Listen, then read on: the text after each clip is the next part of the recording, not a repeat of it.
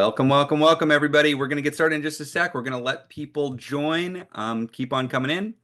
We'll see you in just a sec. We've got hundreds here, hundreds more to come. I was surprised. This is we get an update on the number of registries registers every week, and there are more people registered for this. What's the plan with Leah and Ezra than there ever have been before? This is a growing movement, so it's great to see everybody. Some people know the drill already. You're introducing yourselves from across the country. We've got Kin from Caldwell's Indivisible, New Jersey. Welcome, Kin, and welcome Caldwell's Indivisible in New Jersey. Great to have you out here. Great to see some emojis, a lot of love out there in this movement. I'm curious if people like the video. We got a new video system. The team got this new video camera, and it looks very high quality to me, which is slightly upsetting because you can see all of my physical imperfections in greater 4K detail now. But this is what real. technology does. Lifelike. Indeed. Like I said, we're going to get started in just a second. We got, I know, a ton of questions already populating, and people already voting on these questions. That is what the vast majority of this is going to be. We'll give people, another 10 seconds, Leah, and then just get into it. Great to have you. We've got Ellen from Moss Beach. We've got Kathy from Indivisible, the Dales in Oregon, Rochester, Phoenix, Baltimore. Are the villages in there? The villages, Mankato, Minnesota. Casey, Illinois. At this point where the chat goes so fast, it is impossible for me to keep up. If you've never been here before, I hope what this feels like is just a big hug from around the country, that you get this sense that, hey, you're not alone.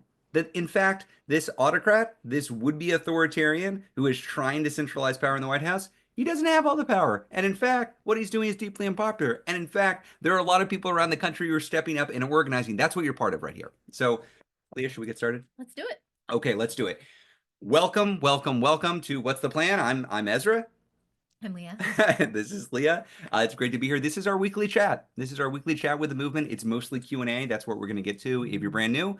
I've been saying this now for months. It's been months, but you are joining at a time of mass movement growth. That's the reality. We are more people every single day who are getting involved wherever they are, in rural areas, suburban areas, urban areas, in red states, blue states, purple states, quote unquote Republican districts. I call them non-voting districts, Democratic districts, independent districts.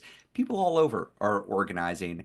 And we're just seeing just a ton of new local indivisible groups. Our unit of activism it's not me and Leah, it's not the individual, it's local indivisible groups, of which there are literally thousands. There are a couple thousand plus local indivisible groups.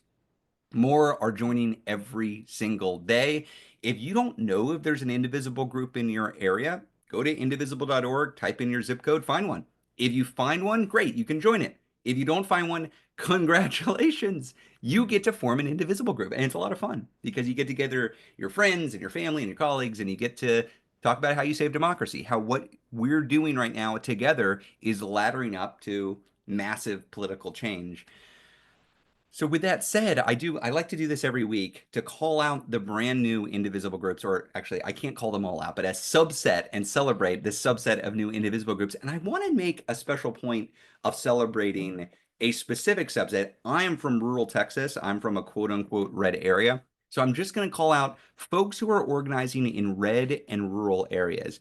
It is not enough for us to organize just in blue cities. It's not enough for us to just organize in blue states. It's not enough for us to just organize in the standard places where we've been organizing. We have to demonstrate that democracy has supporters everywhere, that Trump and Musk's and MAGA's agenda is so deeply unpopular that people are giving up their precious time and their energy to organize against it, even in the rural and red areas. That packs a punch. Politically speaking, that sends a very strong message. So I'm going to call out a few red state areas that have just joined. Please give them a virtual emoji-filled round of applause if you can, and some heart emojis. We've got Brittany from Indivisible RAM. That's an acronym. It stands for Roane, Anderson, Morgan counties in Tennessee, East Tennessee, some of the most beautiful country that I've ever seen. Leah and I have done road trips out there visiting with Indivisibles. Incredible, incredible place. Savannah with the Indivisible Highlands in Florida. This is smack dab in the middle of the panhandle in Florida, town of 9 or 10,000. We've got Savannah starting her Indivisible group. Wendy, Indivisible Evansville, Indiana. This is one of these examples of a group that did exist a few years ago. Sometimes groups go silent, they go quiet, they shut down. This is a re-registered group. Wendy, thank you for re-registering the group and getting back in the fight. That is great. It is okay to take a break in this movement. You don't have to be on 24/7. You don't have to be on all the time. When one of the members of the choir stops singing, the rest of us keep on singing, and we're here when you come back. So welcome back, Wendy and Indivisible Evansville. Mary, Indivisible Cheyenne in Wyoming, capital city. We've never had an Indivisible Cheyenne before. And now we do in Wyoming. Welcome, Indivisible Cheyenne. Mary, thanks for starting your group. And last, I love this. I did not know that this was actually the name of the town. Indivisible Anaconda in Anaconda, Montana. Anaconda, Montana. This is about an hour and a half from Bozeman and an hour and a half from the capital city again of about 9,000. You are organizing your own community, Shelley and Mary and Wendy and Savannah and Brittany. This is what we're all doing. This is what we're all doing, and it's having an impact. That's the really cool thing about what we're doing together. We're finding people who agree with us, we're building community, but we're also changing what Trump and the MAGAs are trying to do. We're becoming a barrier to their aspirations. And I'm just so honored to be in this fight with a lot of people who are seeing how bad things are. And instead of hiding in the corner or just tuning it out, you're taking it upon yourself. You're accepting the risk that comes with organizing under an authoritarian regime and saying, no, I'm not going to be cowed. I'm going to demonstrate some amount of courage. And you know what that does?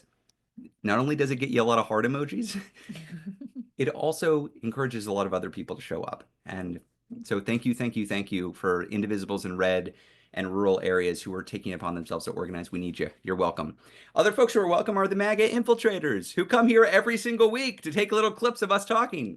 As I always say, we're out here in the opening building a pro-democracy movement. We love to have you if you're having second thoughts about voting for, maybe lower price of eggs or bread, and you're suddenly getting a little bit too much fascism for your taste. Welcome. We want you here. Hands off the protest, which had 3.5 million people around the globe. That was made up of, sure, there were Kamala Harris supporters who were there. There were also a lot of independents. There were a lot of non-voters. There were Trump supporters out there who have been turned off by this agenda. That's great. You are welcome here. Look, we are here under a unified banner of democracy. If you don't like the autocracy that's being offered by the other side, awesome. You're welcome. You don't have to agree with everything, but we do need to agree on that. And we look forward to seeing what kind of funny clips that you put up online of us. We'd always put the little spring in our step to see that y'all are watching. Okay, Leah, with that, you want to talk about this call? Sure. All right. If you've been here before, you know the drill. This is mostly Q&A. We are mostly going to work from the top questions in the Q&A box. So if you see on the bottom of your toolbar, there's a Q&A little icon. Click that. You can add questions. You can also upvote questions so that the ones you most want to see answered get answered. We've got some questions that are also submitted ahead of time, so we'll pull a few of those in as well. But yeah, if you have a Q&A question, just use that feature and vote. This will be recorded. It will be sent out to everyone who registered. We will post links in the chat as we go along. We know the chat box can move really fast, so if you miss a link, all of those are also going to go out in the follow-up email. We will keep doing these as long as people find them useful. They are growing, so we are going to keep doing them. And just a note on, how we all exist in space with each other. We're talking about really hard and scary stuff. We're talking about really hard and personal stuff. That can be emotional. That's appropriate. This is emotional. And also, we want to organize together. We want to treat each other with respect. We want to hold each other up, even when we've got strategic or tactical disagreements. So we ask that we use the chat box in a respectful and supportive way. That's right. I noticed, I just remembered, we didn't actually say we were married. For folks who are brand new, they're sitting too close together. It's okay. It's all above board. We're married. We also co-lead Indivisible National together. So sometimes I do this intro, Leah, but there was a really incredible article that you forwarded over to me, and then I saw Maddow tweeting it out too. Do you want to talk about this? Because I thought it was such a great coverage of the current moment we're in and the role of what we're all doing in this moment. Yeah, absolutely. And we're going to try and post it in the chat as well. So look around for it. Yep, great. I see Lori's posting it in the chat. Thanks, so Lori. This was in the New York Times today. It's from a set of folks who wrote How Democracies Die, which you may have read, that came out a few years ago. Never a good sign when the people who wrote How Democracies Die have an op-ed in the New York Times, but here we are. And they talk about a lot, but the core thing that they talk about is, you can measure the health, like the status of democracy and or autocracy by a simple question about whether people fear speaking out against. I'm seeing a lot of people saying it's behind a paywall. Here's a pro tip. If you go and follow Sorry, y'all. Rachel Maddow on Blue Sky, she posted it to Blue Sky with a gift link. We can also try to get a gift link together, but if you're looking for it right now and you want to find it, go to Blue Sky, find Rachel Maddow. She Oh, posted it a couple hours I ago. see Oh, Joe. hey Joe, Joe's thank got you. us. Thank Thanks, you, Joe. Joe. Appreciate it. See, we're all building this together. Great. Thanks. Wonderful. Okay.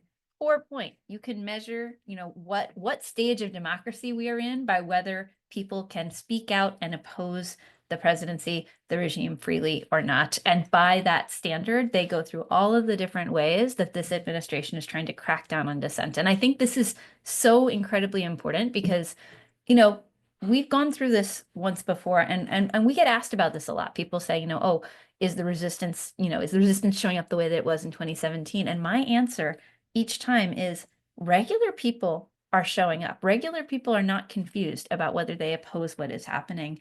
What is different, what is, dramatically different than 2017 is that a lot of the institutions that kind of like held their ground a little bit in 2017, in 2024, they collapsed immediately, right? That's right. In 2017, you have all these companies that are issuing solidarity statements and saying, we're going to protect the core foundations of democracy. Those same people, they rushed to kiss Trump's ring. They rushed to get rid of their DEI policies in order to do the bidding of this MAGA fanatic coalition.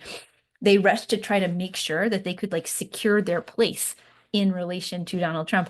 And a lot of other folks, whether it was out of greed or whether it was out of fear or whether it was because they genuinely agreed in some cases, they've moved from the kind of like opposition or holding their ground into complicity with Donald Trump and his regime. Um, because they are afraid of retaliation, because they are seeking to get something. However it is, a lot of these kinds of like, corporations, businesses, higher education, media, big law firms, some nonprofits, let's be real, it's some parts of civil society. They've trimmed their sails to, be quieter in this moment.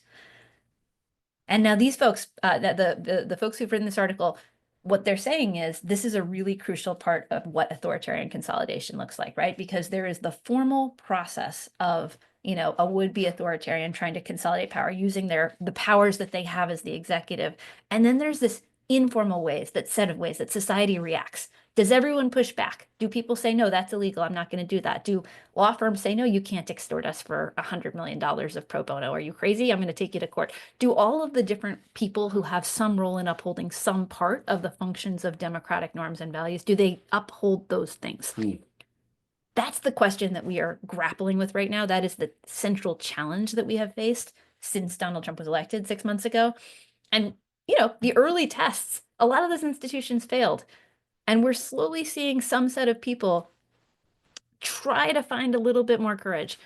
And I think it's really important for everyone here who's on this call to understand that the reason we are seeing that, it's not because they all like woke up one day and, found their consciences or whatever. It's because we've been organizing. It is because this group of people like us all over the country, we were never confused. We were afraid. A lot of us were afraid, but we did it anyways. Yeah. We organized. We showed up. We showed up at town halls. We showed up at protests. We organized mass rallies for hands off, and we started to change the weather so that those folks, people who are, making those decisions in media institutions, making those decisions in higher education, making those decisions at law firms, they look at us and they say, oh, there is something out there. There's something that will have my back if I push back too. That is the path that we have collectively embarked on. That is the change that we are making.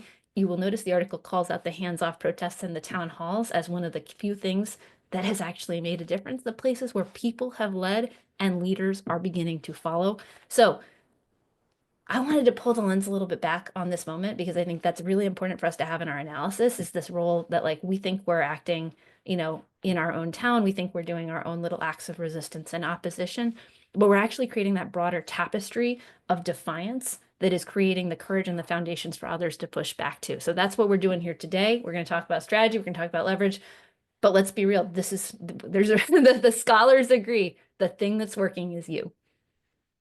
Pretty great. I gotta say, I hope everybody reads that article and feels a little bit of encouragement that those scholars, as Leah is saying, who are experts in fighting back against authoritarianism through peaceful, nonviolent action, are saying this is the only thing that's working. Hands off. Mass protest, broad, ideologically diverse protest. That is what's changing the game. I did see in the chat as you were talking, in addition to a lot of plus ones for you, Leah, people saying that I was afraid. I am still afraid, Yeah. and that is reasonable at a time where that we're living under authoritarian breakthrough. We are not blasé about this. The really cool thing in my mind that is going on right now is folks who understand the risk, folks who do reasonably have something to fear, say, I'm going to take on that risk. I'm going to stand up because it's important. Folks who understand that other people in society who might face higher levels of risk and can't show up for fear of being kidnapped and taken away or being targeted by this administration because they think that they have the power to do so are instead showing up and saying, look, I've got to be on the front lines because I can show up for my community. That is great. And it makes me really proud to be part of this movement, can I just say. Uh, now, one way that we're showing up, one way that we're showing up is on June 14th. Last week at this call, we did the soft launch of No King's Day. For folks who weren't there, let me bring you up to speed a little bit. Donald Trump, yes, that Donald Trump, he turned 79 years old on June 14th. June 14th is also Flag Day. It is a Saturday. And Trump is doing something on that day that he has been wanting to do for years. He is throwing himself a lavish, multi-million dollar taxpayer funded military parade. It was just confirmed last week that this is moving forward, that he is indeed planning to spend somewhere on the order of $50 million, taxpayer dollars, to have tanks roll through the streets of DC on his birthday. That's atrocious. That is not the kind of thing you would normally see in America. And yet, this is what Donald Trump is doing. He is being widely criticized for it. And I'm sure what he would like to see is some sort of counter protest in DC to give him the excuse to crack down on peaceful protesters. We're not going to give that to him. He can roll tanks through the streets of DC in this feckless display of his own, insert your adjective. We are going to be literally everywhere else other than downtown DC. We launched it softly in this call a week ago. Then I don't know if people are watching on Rachel Maddow on Monday. I went on and we had a whole segment about No King's Day on Rachel Maddow. Leah and I were just on the Tim Miller's podcast on the Bulwark talking about it, I don't know, a couple of hours ago. We're in full court press mode, and it's not just us. We are not alone. This is not just an indivisible event. We're partnering with folks across the ecosystem, and I want to call some out. American Federation of Teachers, 5051, Black Voters Matter, the National Action Network, veterans groups like Common Defense and the AFL Veterans Council, the ACLU, Public Citizen. We have this enormous coalition of national groups that organize real people who are throwing in for this. And in what, a matter of a few days, so it's just been a few days since Monday, there are now 364 registered events on the map in 4 days, 364 events. In Philadelphia, that's going to be our flagship event, not DC. The flagship event is going to be in Philadelphia, birthplace of the Republic. Other anchor events are going to be coming soon. A few fun ones to call out that I like that are already on there. No Kings, but Yes Queen at Boston Pride. That's great. We've got one in Florence, Italy, which unfortunately I'm not going to be able to go to. I would love to go to Florence, Italy. Uh, 48 of 50 states so far in the first 4 days already have No King's Day events registered on this map. I'm calling out and calling in West Virginia and Alabama. I'm sure by this time next week, we're going to have events in West Virginia and Alabama. If you're in West Virginia or Alabama, get started. Let's get those maps up there.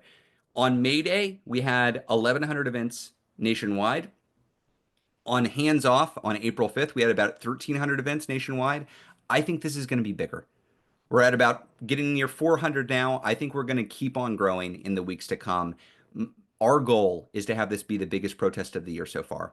A peaceful demonstration of people across the country in red, blue, and purple states who are embracing patriotism, reclaiming the flag, and demonstrating what it means to actually show up for a pluralistic democracy in this country. How many kings? No kings. No kings. No kings. So show up for No King's Day on June 14th. And with that, Leah, should we get to Sure. the Q&A? I'm laughing. I think I can tell this story. Oh, what's the story? Oh, At the end, as we were closing the hands off rally, Ezra likes in to DC, plan in DC. chants in advance of any speech. He thinks a lot about the chants. I like And chants. and we were closing our speech at the hands off DC rally, and Ezra goes, "How many kings?" And the crowd goes, "0." And Ezra's like, "No king, there's 0 kings." So We had we'll go back 100,000 and forth. people shouting Zero Kings. Kings. It is not Zero Kings Day, though. It is No King's Day. It's important to tell people what you want them to chant Indeed. before you start trying to, throw it out to the crowd. But Indeed. nonetheless. Zero Kings. Okay, so we're going. Okay, should we go to the questions? Mhm. Okay, Q&A time. As a reminder, y'all can ask any questions you want and then vote for any questions you want. We will literally just go through top to bottom. That's how this works. We have 6,000 people on, so there are going to be a lot of questions. We'll try to go quickly. Stephen, as the top question, and sorry, I'm looking up because that's where we have the questions. Stephen, are we planning any economic messaging for when the Trump Republican tariffs take effect and people begin experiencing job losses, empty shelves, and higher prices? Excellent question, Stephen. Yes, absolutely. And I think that we can. So short answer is yes. And also, I don't think we need to tie ourselves up in knots around kind of like the exact perfect framing of this, because the perfect framing is some version of your life is worse because Donald Trump is doing this, right? Like, we don't have to have an extended debate about the nature of tariffs, that, what is a good tariff, what is a bad tariff. These people are out of control. They are making decisions that are hurting you. They're doing it to benefit themselves. That is the whole story that we've got. And we can just keep telling it over and over again and slotting in the different issues that are happening in order to make sure that we continue to reinforce that core story. They're out of control. They're hurting you and wrecking the things you care about. They're doing it to benefit themselves and consolidate their power. And it's going to become more and more salient as time goes on. As you mentioned, the tariffs are taking effect. We are likely to see these empty shelves. People are likely to experience job loss or other signs of economic strife. And it's Donald Trump's fault. It's the Republicans' fault in Congress who are not reining him in. They could stop this. Just last week, they were voting against an attempt to roll back the tariffs. So this is on Donald Trump. It's on the Republicans who are supporting them. I saw one Republican, a local level Republican, switch parties to the Democratic side because he didn't think that the Republican Party stood for him anymore. Any Republican in Congress could do that. Any single day of the week, they could wake up and say, you know what? I was a Republican for this many years, but they have gone too far. I'm not for tariffs. I'm not for kidnapping Americans and disappearing them to a labor camp. They could make that choice. That they don't is on them. It is on them. And they should hold that. They should own that. And we'll make them own that. Next question from Marcy. What are you and other groups leading the No King's Day June 14th protest doing to ensure that national and local media will give the bulk of the coverage to the protest and not to the morally bankrupt military parade? This is a big question, Marcy, because what we know about the effectiveness of social movements is that they depend on media coverage. People-powered movements. Who was it? Zeynep Tufekci in the book Twitter for Tear Gas. The way she described it. Twitter and tear gas. What did I say? Twitter for tear gas? Oh, yeah, Twitter and tear gas. The way she described it was media for a movement is oxygen. You've got to get coverage. And the reason is twofold. One, you got to get attention for what you're doing. If you're going to put pressure on your target, whether that's a university or a law firm or elected official, you got to get coverage. But the second reason is we are a people-powered movement. We're as strong as there are people. And if people don't hear about you, good luck. You don't have power.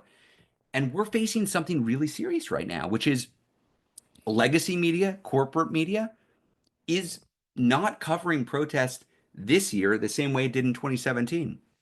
Erica Chenoweth and others over at Harvard studied the number of protests occurring in 2025 and compared it to 2017 and found that actually it was more widespread this year. That actually more people were getting out in more places this year. You don't see that very well reflected in most places in traditional media. There are exceptions like Rachel Maddow and others, but a lot of the traditional media is not covering protests the same way. Now, there's a double-edged sword here. fewer and fewer people are getting their news from traditional media. More and more folks are getting their news from non-political sources, from podcasts, from influencers, from social media. We are currently, and by we I mean the pro-democracy movement, we're not doing a great job of engaging in those spaces. So one thing, if you're new to this space, you'll see us talk a lot about the Bulwark, or about the Contrarian, or about Zateo, or about Anand Giridharadas's The Ink. Uh, we think right now it's really important for us to meet people where they are, and increasingly that's not legacy media.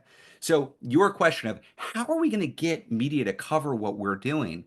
Well, it's going to take all of us. If you see an article out there that's in traditional media, that's written by some journalist, that doesn't mention that there's going to be the largest single day of protests in the country this year in response to Donald Trump's misuse of taxpayer dollars for a birthday military parade, get in touch with the journalists. Say, hey, I'm with Indivisible Vancouver, or Indivisible Austin, or Indivisible Albany. I saw your article and you didn't mention this. Are you going to mention it next time? I'm happy to talk about it. I'm with Indivisible so and so. Put me on the record. Happy to talk about it. And if you've got a favorite influencer, a favorite podcast, a favorite new emerging source of information, get in touch with them and give them a heads up. Hey, I wanted to be sure you knew about No King's Day. It's this big thing. My group is hosting a local event, and you're welcome to come out. I'm happy to talk to you about it. But it's not just going to be done by these national organizations that are helping with the events. If we want coverage of this, we've got to work for it, and we've all got to be ambassadors for this coverage. I'm going to give a slightly more tactical answer, Great. specific to the No King. So part of the thinking with the construction of the protest, right, is when you're thinking about how local media processes a national story, what they would like is a local angle, and what they would like is visuals of that local angle. And so part of Yeah. the thinking here is, okay, there's a national story, but there's also this compelling local part of that story that is happening because there is a local protest. So that involves your local organizing committee reaching out directly to all of your your TV shows, your if you've got a local journal or newspaper. We have some support like amongst our core kind of partners around pitching and helping people get that story out locally, and so we will be doing some of that ourselves. But it's also, fundamentally, when we're talking about thousands of events, what we are talking about is those folks who are doing it, having somebody on the team who's in charge of really bothering your local press, Yeah. bothering your local media influencers. And another thing with influencers, they want to know what's popping. They want to know where there is energy. If they get a bunch of people in their comments saying, "What are you doing about this?" or "Hey, are you covering No King's Day?" They'll be like, maybe I should go. Maybe I should go check that out." Right? So we can be the buzz if we collectively get out there and do the pre-work to make Look, sure that it pops. there are nearly 6,000 people on this call. If all of us go and identify the sources of news that we want to cover this, they're going to listen. Yep. They really are. I mean, this is good advocacy work. You can advocate for coverage with local media. You can advocate for coverage with influencers and with non-traditional media. That does actually have an impact. And we've got a few weeks. Let's keep on building it. Like Leah said, let's build the buzz. Okay, Eileen, next top question with about 450 votes. We no longer have Rachel Maddow on 100 Days promoting us and showing our protests. Although Chin Psaki is great, and I think will do a good job as well covering. We need to find someone else who loves us and wants to show our people power. Any ideas? We also need a Dem senator or representative who will always make sure they mention people protests when talking about what can be done. I noticed the last week or so nobody was mentioning protests.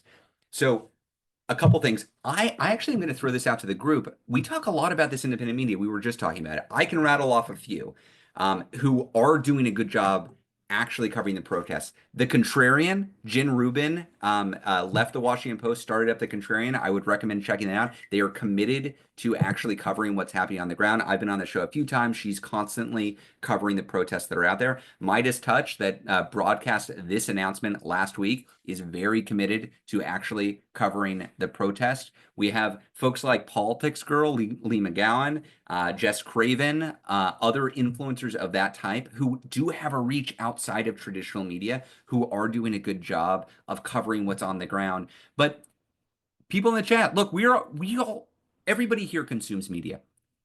Educate the group here, y'all. If you've got a favorite source, tell us who you love. Tell us who you think is doing a good job. Let's collectively build up their subscriber base. Let's collectively shine a light on them and start giving them more likes, giving them more reach. We can build the media institution that we want. We don't have to just rely on a CNN or an MSNBC or a Washington Post, because the truth is, that's not going to be enough.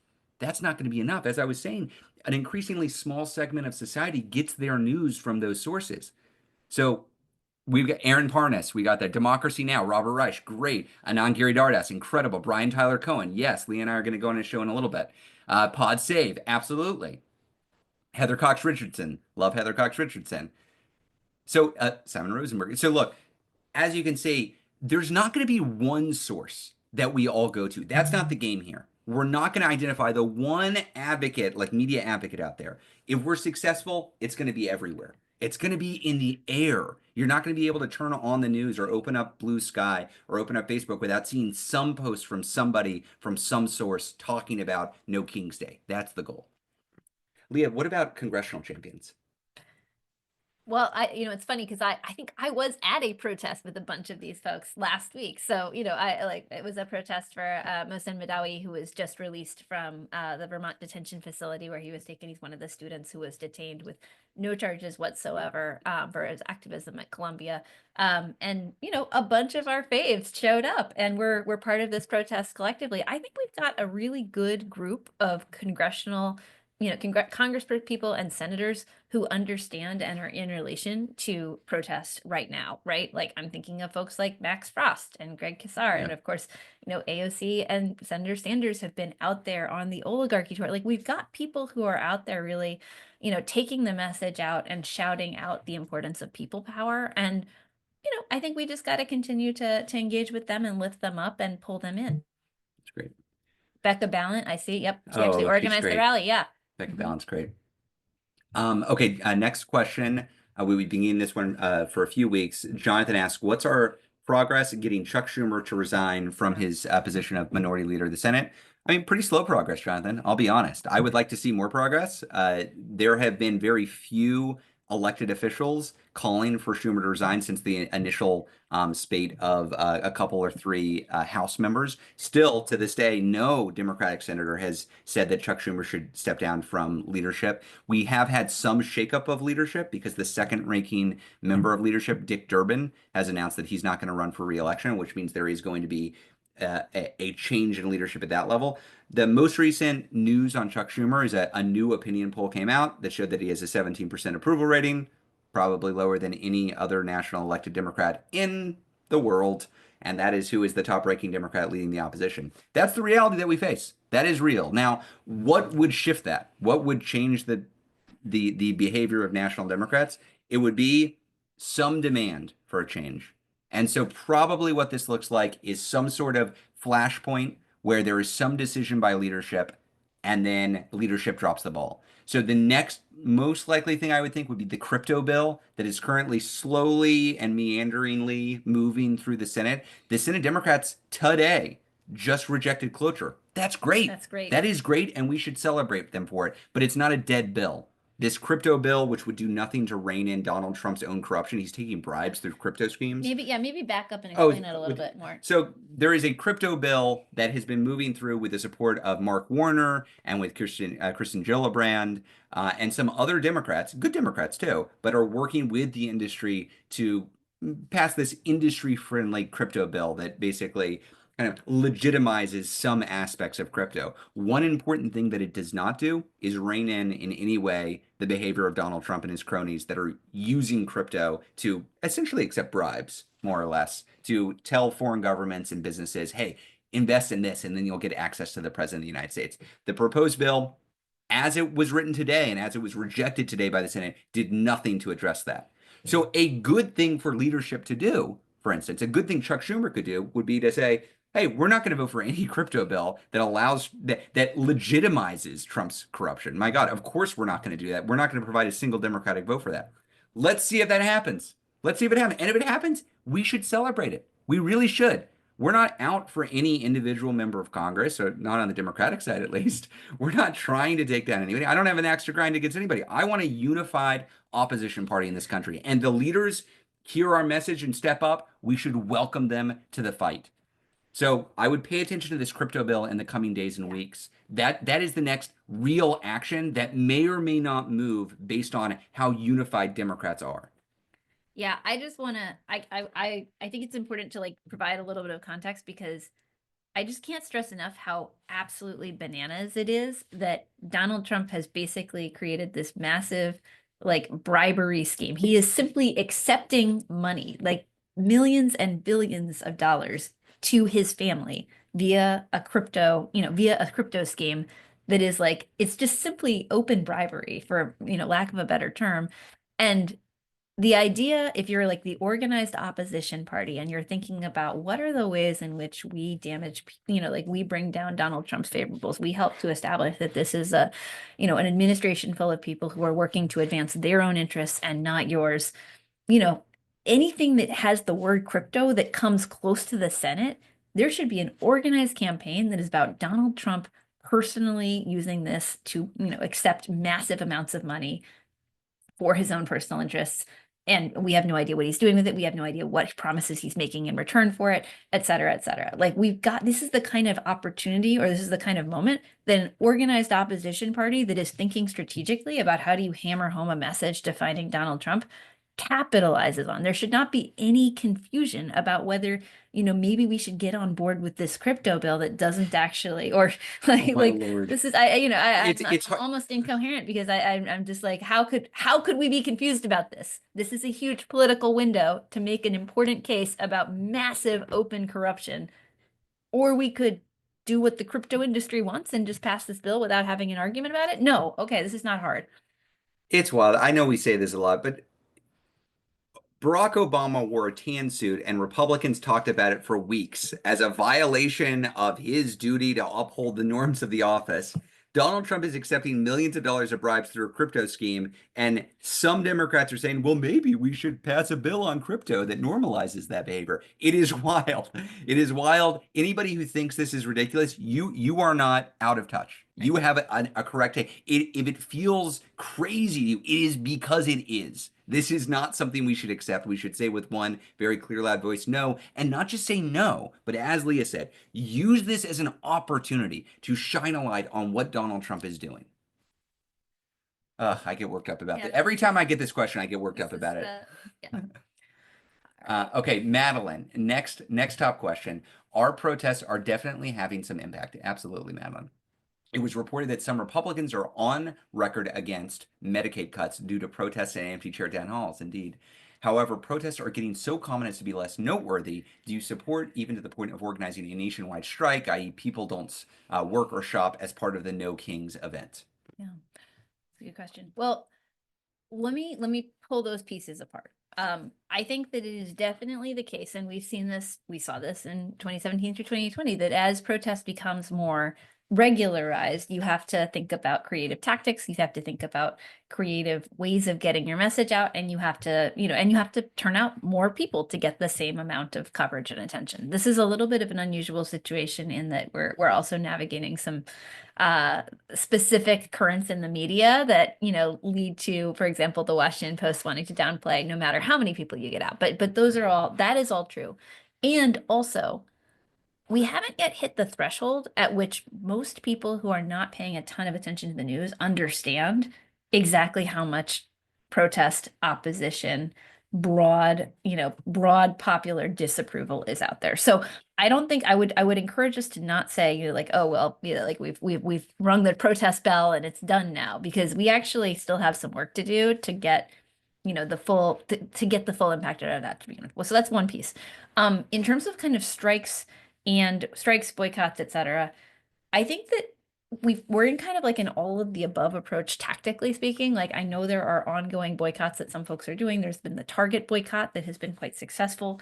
There's a bunch of work around kind of like corporate efforts. We get these questions around kind of like general strikes or like actions to, meaningful kind of escalations associated with protests.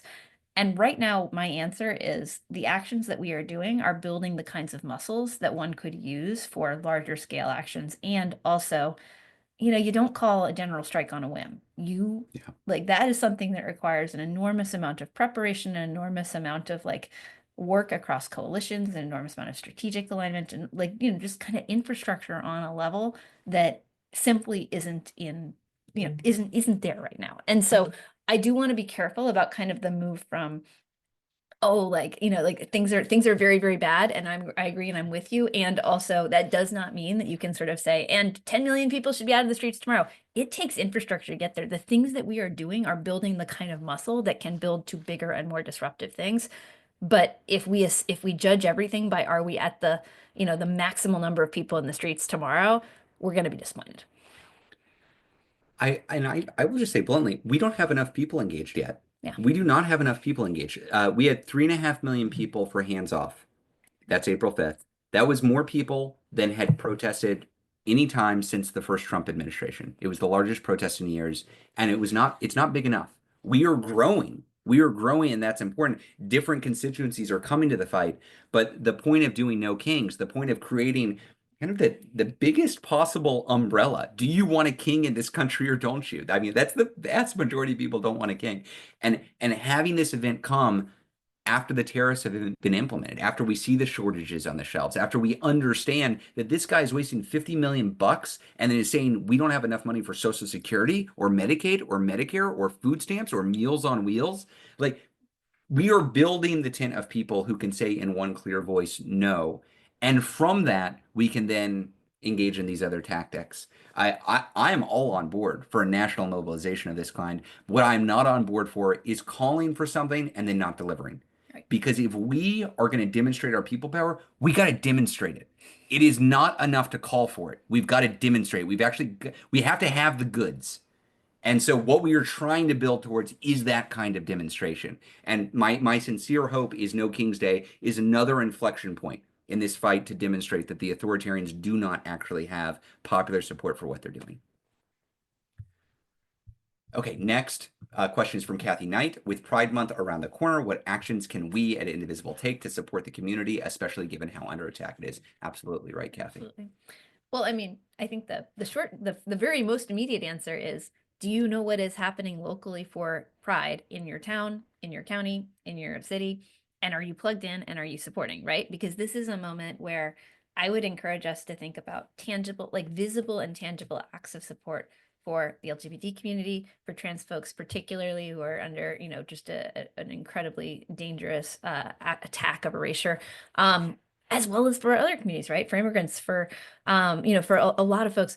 Think about it in terms of visible forms of showing up in a moment where the administration is trying to erase and suppress people, right? So I would turn that question around immediately and say, what are you doing as, your local Indivisible group to be part of that? Now, we are definitely thinking about the intersections of No Kings, Pride Month, Juneteenth. These are all really important moments in which we need to make sure that we are collectively showing up for our coalition. So that's something that we're thinking about as we do the planning. Human Rights Campaign is involved as well. They're going to be helping us think through those pieces as a core part of how we do this work. We know there are some places where it overlaps, and there's some efforts at collaborative planning. Shout out again to the Boston conversation that I understand is happening. We want to make sure that this is, collaborative and additive rather than kind of like in tension with each other. So that's the first piece. And then, fundamentally, those are relationships that should be going beyond and above any individual month or any acts of support, right? So it's not just about, what are we doing in Pride Month? It's also about, do you have an ongoing relationship with your local organization? Are you aware of what is happening at your school board and what books they are, trying to take out of the classrooms, what policies they are passing around, whether students are able to express their gender identities at school? Think about what are your own local organizing vehicles for ensuring that people are protected and respected, and are you plugged in with the people who are going to be leading the charge there? That's absolutely right. Next question from MC, top rated question. Will Indivisible spread the word on June 6th Veterans Rally in DC? No Kings on June 14th will get a better press if June 6th Veterans Rallies brings more people to DC than June 14th Fascist Parade. UniteForVeterans.org. No. Yep, we've already been in touch with Common Defense about this and other groups. AFL Veterans Council. AFL Veterans Council. So involved. yep, fully supportive. Very in favor of showing up on June 6th. Look, What I would say is we need to be showing up for every community that is under threat. One, because it is the right thing to do. Trump is attacking veterans. 30% of the cuts to the federal workforce have been veterans. He's systematically trying to cut off support for veterans in his budget proposal. He's doing that to veterans. He's attacking immigrants. He's attacking refugees. He's attacking trans kids. He's attacking other members of the LGBTQ community. He's attacking school teachers. He's attacking communities. He's attacking there are lots of constituencies that are under attack. If you don't belong to one of those constituencies, what a great opportunity for you to show up in solidarity. What a great opportunity for you to demonstrate that you are here for each other, to stand indivisible, to link arms and demonstrate that you believe an attack on one is an attack on all. That is the right thing to do, but also it is the strategic thing to do because you want veterans showing up on June 14th. You want folks from the trans community showing up on June 14th. You want immigrants showing up on June 14th. You want the entire community to be together. This is how we win, y'all. It is not enough if it's just Indivisible showing up. We've got to do the work to reach out to the communities that are directly threatened and show that we're there for them. We are there for them. And not just there for them like we'll tweet out the right thing or post a blue sky the right thing, but we physically will bring our community out in support. Because if we do that, if we show that we're not just nominally in support of those under attack, but we're actually showing up, they're going to show up for us too. That's how we build a big old coalition that it can actually take on the authoritarians. So yes, that's a long way of saying yes to June 6th. We will be there. We're excited about it. And we're going to be showing up for all the communities that are under threat right now. Amy has the next question with about 200 of votes. For No King's Day, what is the suggested game plan for DC residents? Is the no DC rally a narrow definition of just not a rally in downtown / the monuments area? No rally in DC city limits, no rally in DC metro area as a DC resident trying to get a handle on where I might travel to join a big rally. You know, DC just gets the short end of the stick so much. We were DC residents for quite some time. DC should be a state. We campaigned to make DC a state. Well, and it's being particularly targeted by the Trump administration, Indeed. right? Like the massive budget attack on DC, the attack on DC's autonomy. It's the attack on DC's ability to spend its own tax dollars, just to be super clear. It's absolutely shameful. So really quickly, we are partnering with friends of ours called Free DC. Folks may know them. They have been doing some really incredible work over the last 6 months as an effort that brings together a bunch of organizing actors within DC, training folks on authoritarianism, training them on getting involved in this moment. They are going to be having an event that is located quite far, a meaningful distance from the parade route, that is going to be a community joyous event. So there will be a place you can go. It is not a counter protest. It is a community building event that is going to really focus on, the beauty and the joy of DC. So there will be an option for you to be in the immediate area. I can't tell you the exact literal ratio of how far out you have to go in order to find a protest, but what we are aiming to do is avoid a situation of a counter protest. We are having people all over the country outside of DC. We're not trying to invite a direct in the same place contrast. So Free DC, great work, doing a lot of good work beyond this too. They're doing really cool organizing work. If you're in the DC area or in DC and you don't know of them, I would highly recommend looking them up. Very exciting new work going on there. Okay, Bree asks the next question: will Indivisible call for the Olympics and the World Cup to be moved out of the U.S. until all are brought back? From Seco, from the prison in El Salvador prison. Yeah. This isn't, actually, Bree, this is the first time this has been raised with me personally. Leah, have you heard about this call? I mean, I've heard about the actual just literal operational reality that it is extremely hard to host an Olympics or a World Cup in the United States if your posture towards foreign visitors is kind of screw you, we might imprison you for no reason. Yeah. And so I've already heard some whispers of people who are involved in planning and the preparation for those events being extremely concerned about what it means that the US has just completely unleashed a totally unaccountable Customs and Border Patrol to just, be aggressive and awful at the borders. And, I think folks may have heard stories of backpackers are showing up to, try to enter the US to go travel and getting detained for a month and then sent back to Germany or wherever. That is not the environment in which you successfully welcome tourism. Massive potential implications for the broader tourist industry in America, which also requires foreign visitors, right? That's kind of baseline.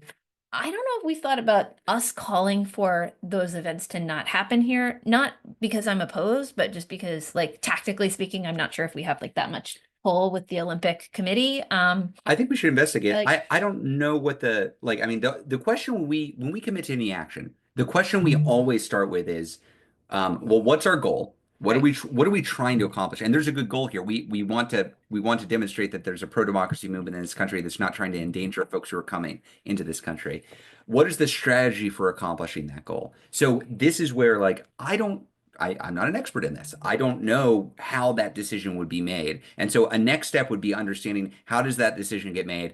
And then the step beyond that is tactics. So goal, strategy, tactics. And the tactic for us, if we identified, okay, there are 10 people who have to make this decision and they are movable, then you could start talking about tactics. Does a call from Indivisible help? Do you need to organize protests? Do you need to write letters, op-eds? Does members of Congress or Corporate sponsors. corporate sponsors, et cetera? Is there some set of tactics? So I think this is look, this question was rated highly enough and we've answered it. I don't have the answers. So what I can commit to, we will check with the team. We will check with the team to better understand this and get back to understand, we understand the goal. I think the goal is good. Is there a strategy that could accomplish this goal in an effective way? So committed, we will come back next week and we will talk about this. Harriet asked the next question. Harriet Warner, hi Ezra and Leah. Here's a thought that could energize the June 14th protest. Maybe we could organize a human chain like the Baltic republics did in 1989 to demonstrate our unity. I was 4 years old then, and you were 3. The Baltic chain was a peaceful political demonstration which took place on the 23rd of August, 1989, when approximately 2 million people joined their hands to form a 600-kilometer long human chain across the Baltic countries, thus demonstrating their unity in their efforts towards freedom. I'm not suggesting that it could be done across America, but if many communities could have their members join hands and possibly sing the national anthem at a designated time on Flag Day, it would have a dramatic effect. I got to say, I kind of like the symbolism of this. I think it is an enormous undertaking, Yeah. and I'm not sure we could also pull this off on June 14th. But this is a good example of the kind of visual tactic that we should be thinking of, something that demonstrates unity, mass appeal, and that can break through. I don't know, Leah, what do you think? I think I'm in the same bucket of like, this is the kind of thing that people should be trying and experimenting with. And I'm not sure if I'm, like, I don't know if I'm in a position to have an assessment of it as a tactic for June 14th specifically, but like, look, we should be trying a bunch of creative things and seeing how they land. Sorry, I'm pausing because I'm thinking through, okay, how would we talk to the How would team anyone about how work? to Yeah. investigate this? Well, they're Do we have on the in, call, so they're like, do we "I'm not have sure whether this is gonna do we have indivisible groups like across the United States, and we would identify them in a line? There was a group of indivisible groups a few years ago around family Yeah, separation. the border to border relay. They did a border to border relay from from the border with Canada, the border with Mexico, across Washington, Yep. Oregon, and California. And it was pretty cool. It was a Yeah. cool event that was initiated not by us, but by the local indivisible groups. Harriet, I like the idea. I think it's a huge like logistical undertaking, but so is No King's Day. So is a lot of what we're doing. And if I think it's worth investigating. So let's keep talking about it. We're gonna have to. There's going to be a question of what next, right? After we have the largest protest in history, what next? After June 14th. Yeah. And I think we should be thinking of what is going to capture as much attention as possible. One of the things I like about this, we want to make protests fun and cool. We don't want this to be a chore. I think Hands Off was actually a lot of fun. It was boisterous. It was empowering. People brought their dogs. People brought their kids. That's great. Yeah. I'm into making this a welcoming, cool thing that you want to be part of. And so tactics like this, my knee-jerk reaction is we should investigate that. That seems fun. Yeah. I'm seeing a lot of references to Hands Across America, Yeah. the big protest. I'm also seeing a couple of references to the Jordan Peele movie Us, which if you haven't seen it and you want to kind of like visually haunting mirror world parallel, you can watch that. Let's see. Next question. Next question. Okay. Nancy Portnoy asks, how do we keep the pressure on to get back all the people kidnapped with no due process, especially those in El Salvador, Gulag, and for those in Louisiana? Well, this keeps me up at night, me as well. NPR, PBS, all the arts funding. What does it really look like and mean at this point? How might we have a bigger impact to stop all this craziness? I mean, Nancy, the hard thing is, you know, I feel like we have both sides of this in these calls because on the one side, I feel energized and I feel this sense of power that we're building on these calls and the work that we're doing because it is incredible. It is indeed changing the political calculus of elected officials around the country. And also, while we are doing this incredible historic work together, a lot of damage is being done. Human lives are being just absolutely decimated all across the country. Across the world, people are being impacted by a guy who does not care about policy. He doesn't care about the impact on other human beings. He posts something to Truth Social. One of his underlings runs with it, and Lives hundreds, are ruined. thousands more people's lives are just ruined, are just ruined. And look, I'm going to be, look, it can be overwhelming the amount of pain and suffering this guy is causing. And the fecklessness of Republican supporters in Congress who know better and aren't doing anything. Folks, even on the Democratic side, who think it's not quote unquote smart politics to talk about it and so want to talk about other things. I mean, it can be really demoralizing. The reason why we're doing what we're doing, the reason why we have these calls, the reason why we plan large protests, the reason why we send out a national alert on a crypto bill, or why we plan for the reconciliation package to make as much of a stink about what the Republicans and Trump are trying to do. The reason for all of this is because our analysis is we've got to prevent the concentration of power in the White House and in the hands of this man. We are in a period of authoritarian breakthrough. And if he is successful, he will continue and expedite the harm he is doing to Americans and people across the world. Which means how do we identify strategies and tactics that prevent him from concentrating power and that reassert the norms of democracy, reassert people power? This is why we do what we do. And on the one hand, that feels empowering because we get to have calls like this and talk about the strategies and tactics and the impact. And on the other hand, we have to hold with us that every single day that this guy's in office, people will spend years quantifying the damage that he's done. That's the painful reality that we live in. What I will say is, for all of you showing up, Nancy and everybody else, you are part of making the world a better place through these actions, not just by consuming this information, but by asking these questions. What can I do? Not just what do I need to read, not what do I need to understand, but given where I am as an individual in this world with a lot of human suffering, what can I, as an agent for change, do? And our answer is, well, you can organize, you can identify where you have leverage, and you can do your part.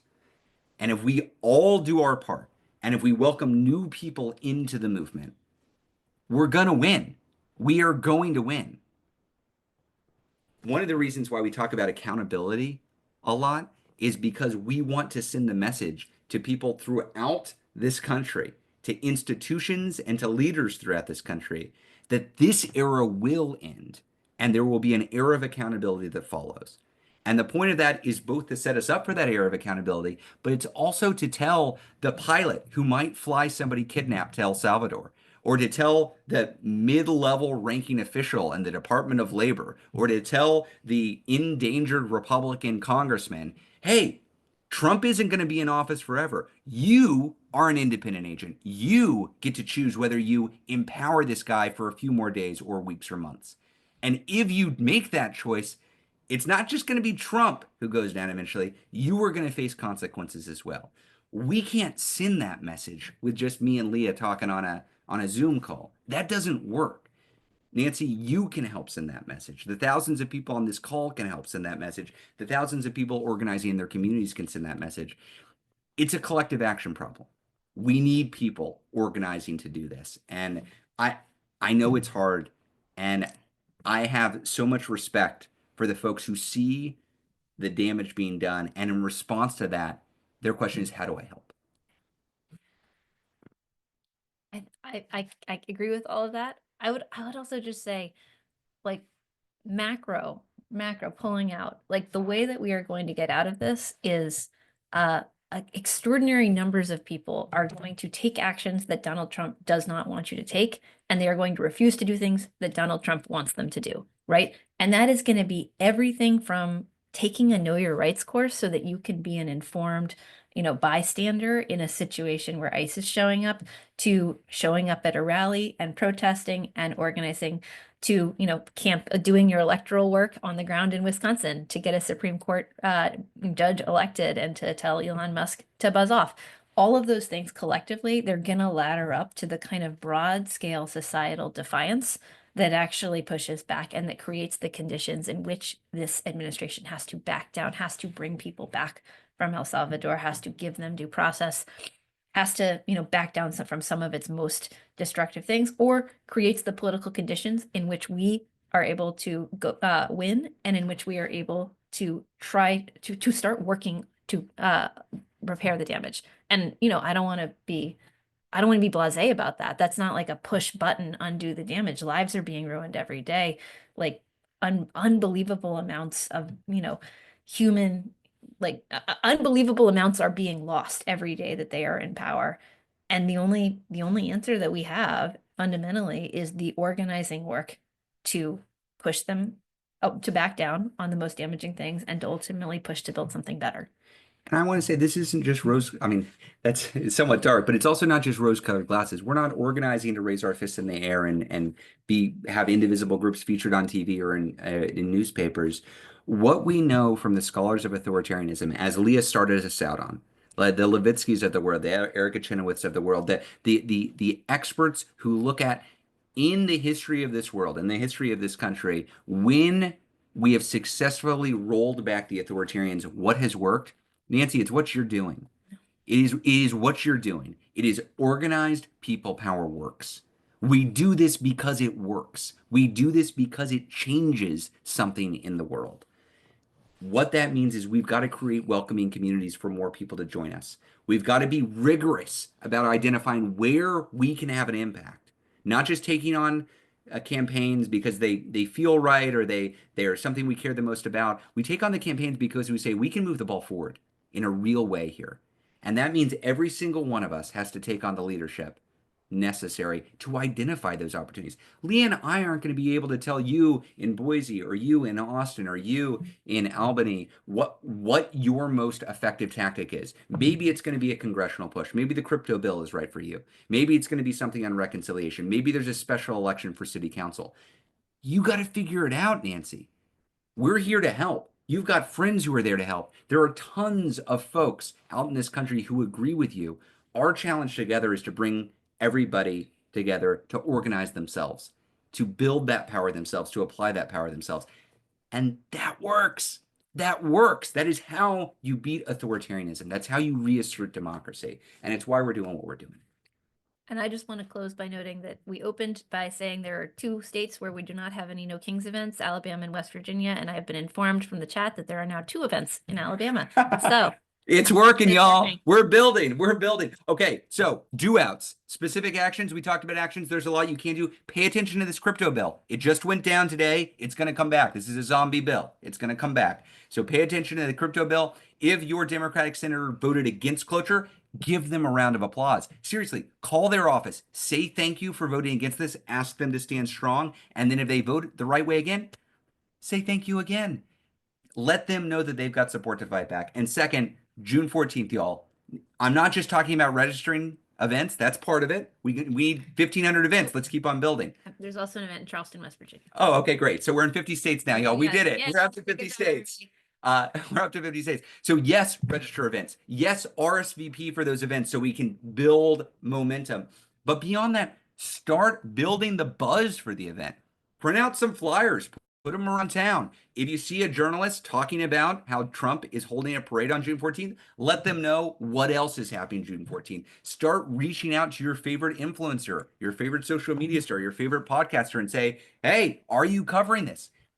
Lee and I will do what we can, but that's not where the power is. The power is with all of us doing what we can. That's how we're going to make this big.